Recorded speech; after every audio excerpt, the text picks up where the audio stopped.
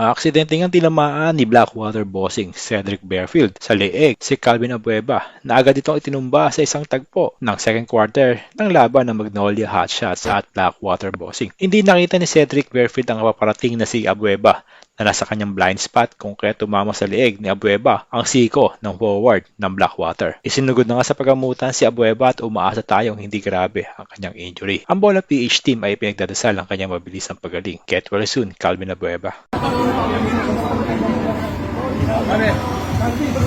Tapos ano, yun sa mismo ng doktor, sumunod na lang sa concert. Jerry,